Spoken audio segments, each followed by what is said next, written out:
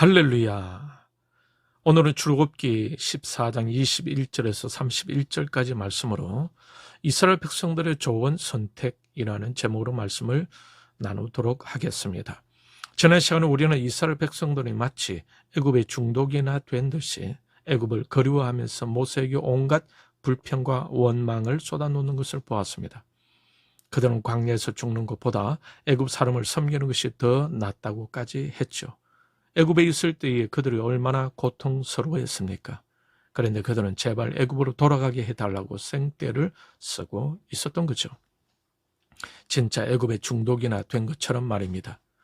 미국에 가면 미국 동부에 최대 마약 시장이 있다고 합니다. 필라델피아 북동부 켄싱턴 거리입니다. 이 거리의 별명은 헤로인 월마트 또는 좀비랜드라고 합니다.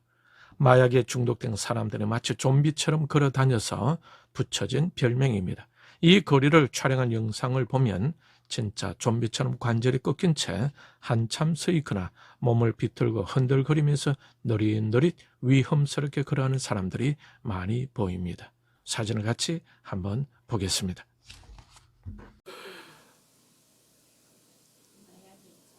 자, 보십시오.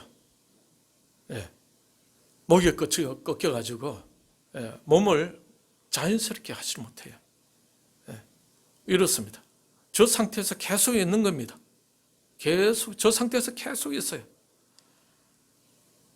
이처럼.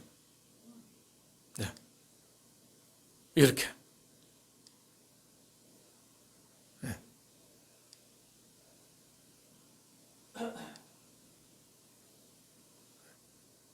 이렇습니다.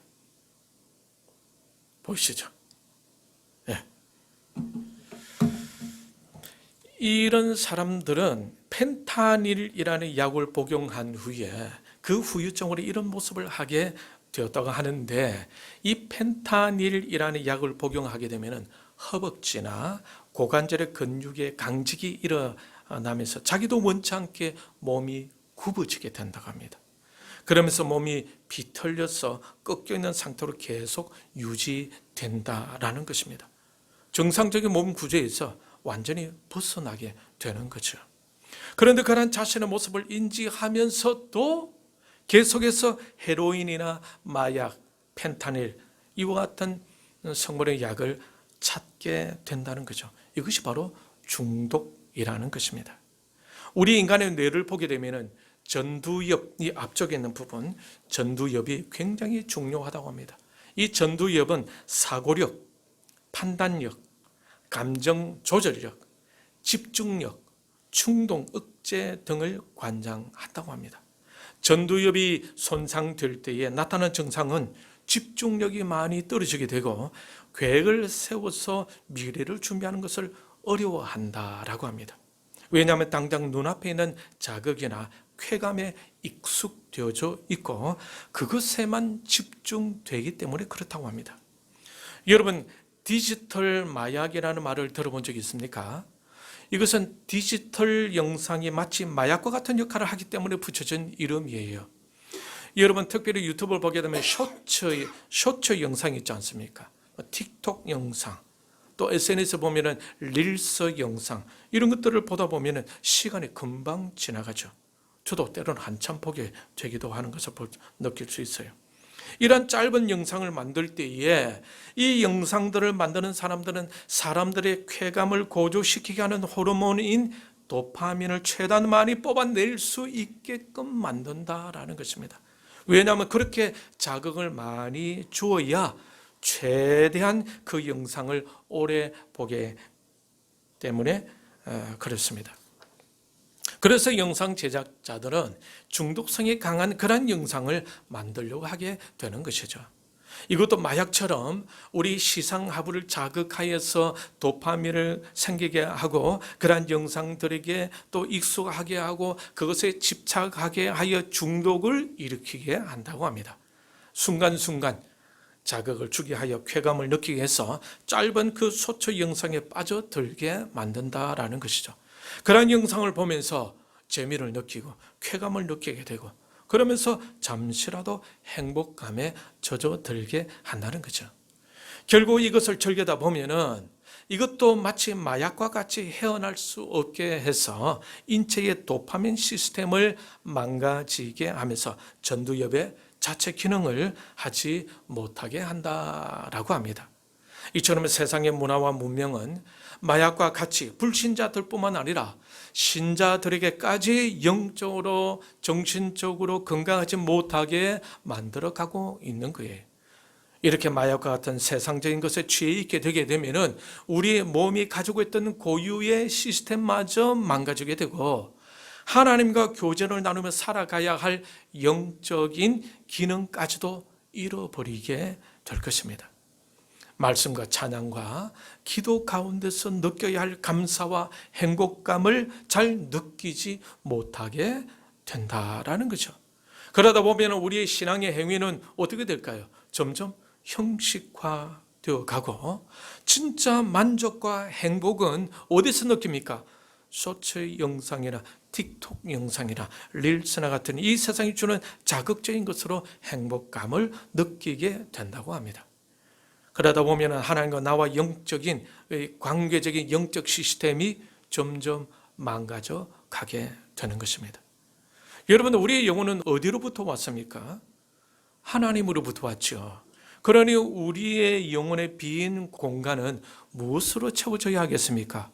하나님으로 채워져야 하고 또 하나님으로부터 오는 것들로 채워져야 비로소 채워질 수가 있고 그때서야 우리의 영혼은 진정한 만족을 얻을 수가 있는 거죠.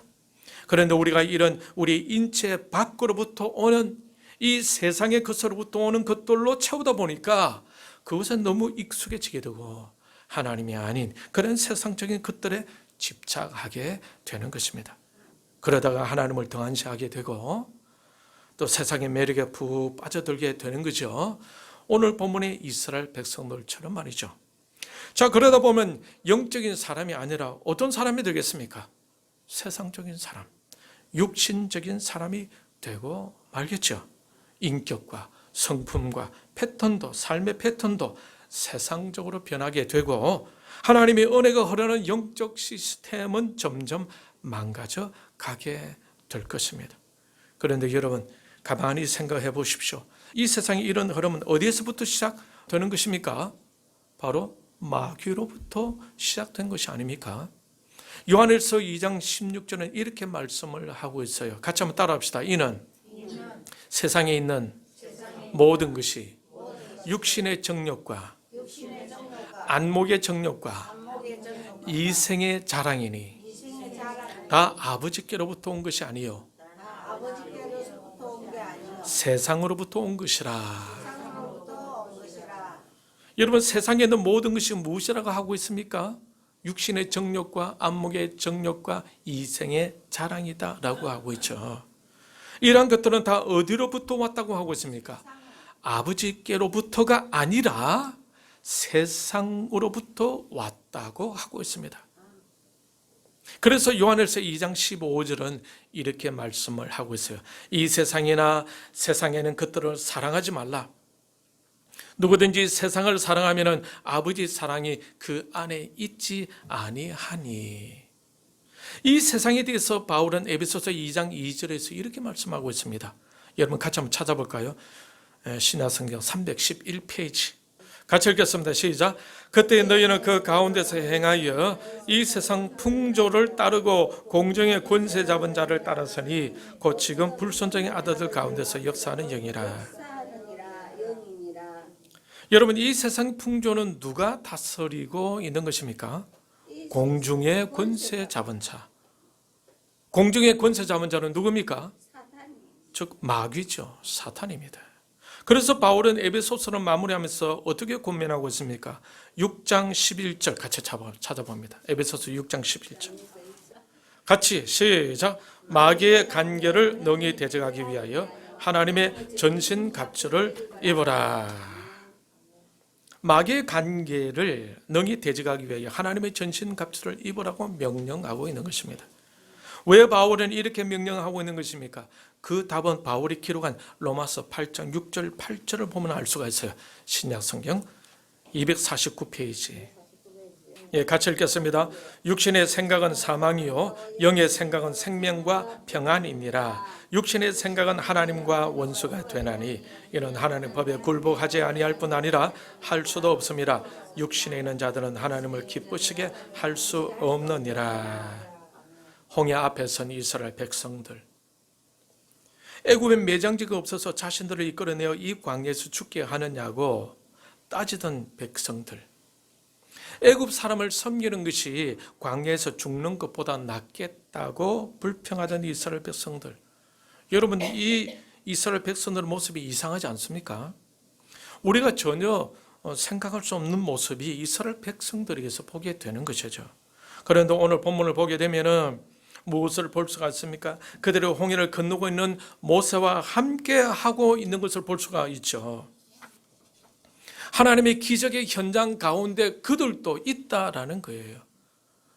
여러분도 본문 14장 21절에서 22절을 같이 읽겠습니다. 출애굽기 21절부터 시작. 모세가 바다 위로 손을 내밀매 여호와께서 큰 동풍에 밤새도록 바닷물을 물러가게 하시니 물이 갈라져 바다가 마른 땅이 된지라. 이스라엘 자손이 바다 가운데를 육지로 걸어가고 물은 그들의 좌우로 벽이 되니. 이스라엘 백성들은 모세를 반대하면서 그토록 노래하던 애굽으로 돌아가지 않고 현재 누구와 함께 하고 있습니까? 하나님 명령에 순종하여서 홍해를 가르던 모세와 함께 하고 있음을 볼 수가 있죠. 이스라엘 백성들은 애굽에 대한 그리움에 집착하고 있었지만 다행히 그들은 모세와 함께 하기로 결정했어요. 좋은 선택을 했던 거죠. 여기서 무엇을 선택하느냐가 얼마나 중요한지 아시겠습니까? 그들은 애굽에 대해 집착하다가 끝내 애굽을 선택하여 애굽으로 돌아갔다면 그 기적의 현장에 그들이 있었겠습니까? 있지 않았을 것입니다. 하지만 결국에는 모세와 함께 하기로 선택했던 것 같아요. 그래서 마른 땅이 된 홍해를 모세와 함께 건너고 있는 거죠. 어떻게 해서 그들이 모세와 함께 하기로 선택하였을까 하고 생각해 보니까 본문 13절, 14절 말씀이 눈에 들어오게 되었습니다. 13절, 14절 같이 읽겠습니다. 시작. 모세가 백성에게 이르되 너희는 두려워하지 말고 가만히 있어서 여호와께서 오늘 너희를 위하여 행하시는 구원을 보라. 너희가 오늘 본 애굽 사람을 영원히 다시 보지 아니하리라. 여호와께서 너희를 위하여 싸우시리니 너희는 가만히 있을지니라.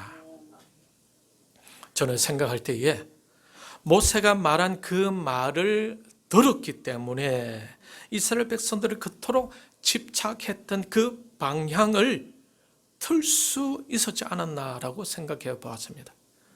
여기서도 말씀의 역할이 얼마나 중요한지 여러분 아시겠죠? 시편 119편 25절 이후에 시편 기자도 고난 속에서 말씀을 의지하는 것을 볼 수가 있어요. 여러분 시편 119편 25절 한번 찾아봅시다. 찾았습니까? 같이 읽겠습니다. 시작. 내 영혼이 진토에 붙어 사오니 주의 말씀대로 나를 살아나게 하소서. 이번에 28절 시작. 나의 영혼이 눌림으로 말미암아 녹사오니 주의 말씀대로 나를 세우소서. 32절 시작. 주께서 내 마음을 넓히시면 내가 주의 계명들의 길로 달려가리이다. 71절 시작. 고난 당한 것이 내게 유익이라 이로 말미암아 내가 주의 율례를 배우게 되었나이다. 105절 시작. 주의 말씀은 내 발의 등이요 내 길의 빛이니이다. 그리고 여러분 시편 107편 20절을 보게 되면은 그가 그의 말씀을 보내어 그들을 고치시고 위험한 지경에서 건지시는도다라고 말씀하고 있습니다. 우리는 이러한 말씀들을 보게 되면은 신앙생활 하는 데 있어서 말씀이 얼마나 중요한지 아시겠죠? 이스라엘 백성들의 애굽에 대한 집착을 버리게 된 것은 바로 하나님에 대한 모세의 말을 들었기 때문이 아니겠습니까? 사랑하는 성도 여러분, 여러분들이 이 세상에 대한 집착을 점점 버려 가시길 축복합니다. 세상이 주는 많은 자극적인 쾌락을 조금씩 절제할 수 있기를 바라요. 그 세상적인 자극들이 여러분들을 중독하게 하도록 내버려 두지 말고 주의를 하며 지혜롭게 생활할 수 있기를 바랍니다. 그렇게 되기 위해서 우리도 어디로 향해야 하겠습니까? 하나님의 말씀을 향해야 하는 것입니다. 세상으로부터 오는 자극들을 절제하고 하나님의 말씀으로 좀 더 나오시길 바랍니다. 이것은 여러분의 선택에 달려 있어요. 이스라엘 백성들을 애굽으로 보내달라고 그토록 때를 썼지 않았습니까? 그렇지만 여러분, 이스라엘 백성들은 좋은 선택을 하였던 것이죠. 비록 그들이 어렵게 선택했었겠지만 그것은 옳은 선택을 하였던 것입니다. 훌륭한 선택이었던 거죠. 결국 그들은 모세와 함께 하나님의 기적을 경험하고 있는 것입니다. 이렇게 선택을 하게 하는 것은 자유의지가 한다라는 거예요.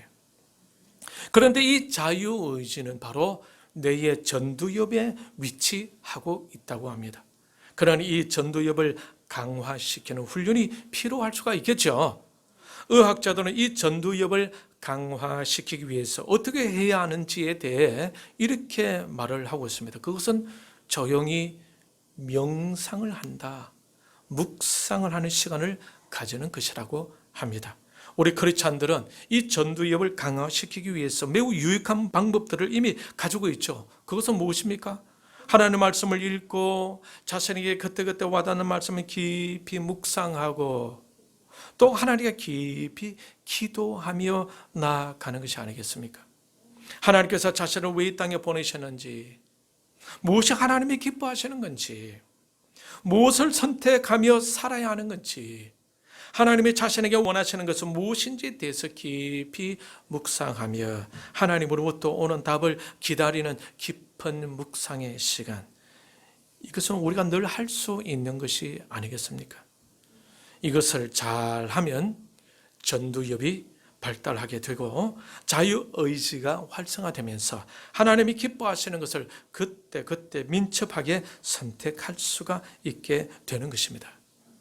그러나 알아야 하는 것은 이 모든 것에 있어서도 결국 성령 하나님의 감화, 감동하심이 있어야 한다는 것입니다.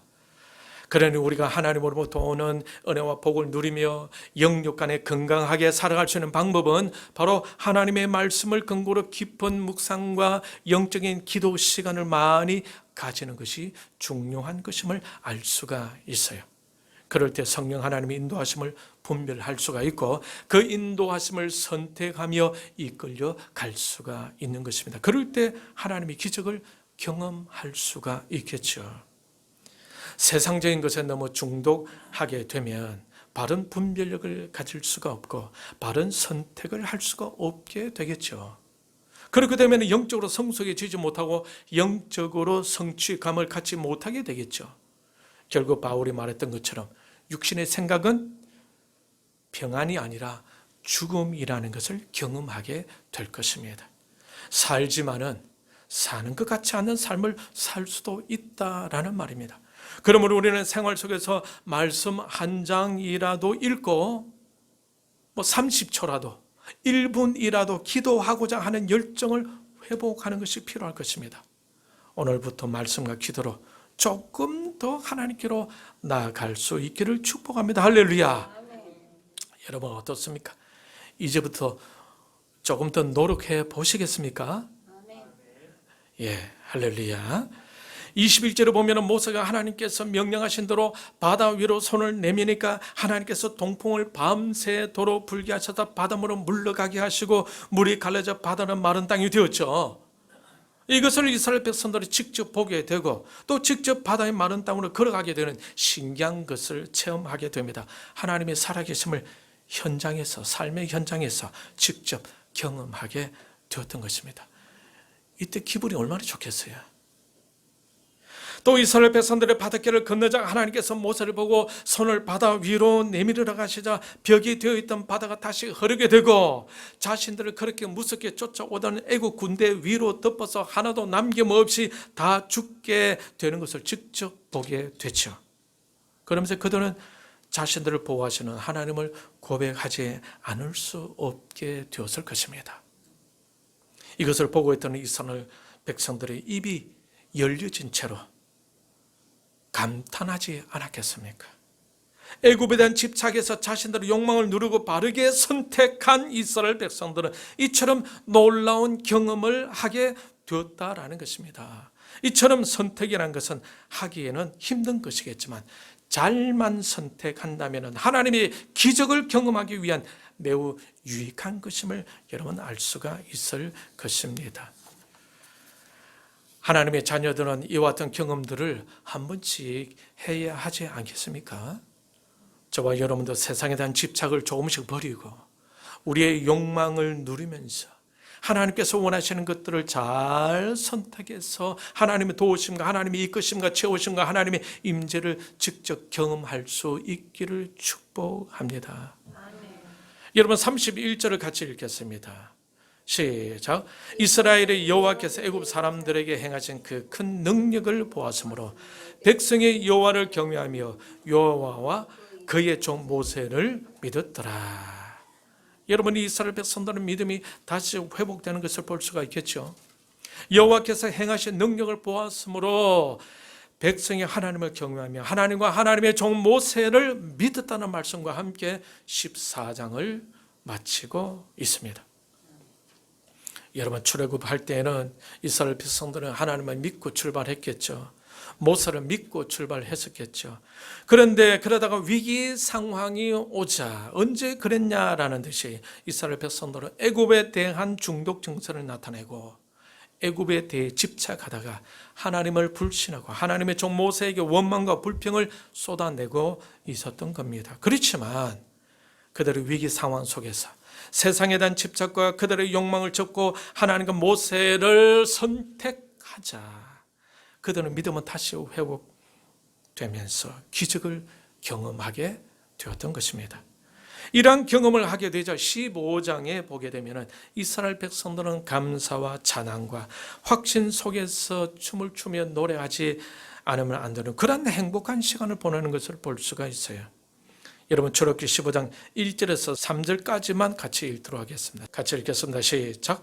이때에 모세와 이스라엘 자손이 이 노래로 여호와께 노래하니 일러사되 내가 여호와를 찬송하리니 그는 높고 영화로우시며 말과 그 탄자를 바다에 던지셨음이로다.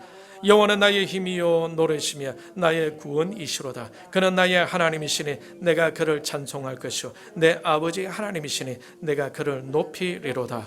여호와는 용사하시니 여호와는 그의 이름이시로다. 이 말씀을 읽다가 보면 이스라엘 백성들이 얼마나 감사하고 행복해하고 있는지를 알 수가 있겠죠. 이처럼 행복은 하나님을 선택하고 하나님을 따르게 될 때에 하나님의 그 기적적인 놀라움을 경험하게 되면서 엔돌핀이 솟아나고 도파민이 생성되면서 행복해지게 되는 것입니다. 이것이 신자들이 행복해질 수 있는 가장 정상적인 방법이 아니겠습니까? 신자들은 바로 이러한 방법으로 행복을 누릴 수 있어야 하겠죠. 이것이 진정 자신과 가족과 공동체를 살릴 수 있는 것이 아니겠습니까? 이것이 하나님이 기적을 경험할 수 있는 길인 것입니다. 감격이 있는 삶, 감사가 있는 삶, 기적이 있는 삶, 행복이 있는 삶의 길인 것이죠. 그것을 위해서 무엇이 필요하겠습니까? 바른 선택, 좋은 선택이 필요한 것입니다. 선택을 잘 해야 할 때에 선택을 잘 해야 하는 것이죠. 이스라엘 백성들은 위기적인 상황 속에서 비록 실수도는 하게 되었지만 모세의 말을 듣고 선택을 참 잘한 것 같지 않습니까? 물론 선택을 하는 데 있어서 어려움도 있었겠죠. 하지만 그 선택으로 그들은 감격적인 삶을 누리게 되고 믿음을 다시 회복하게 되었던 것입니다.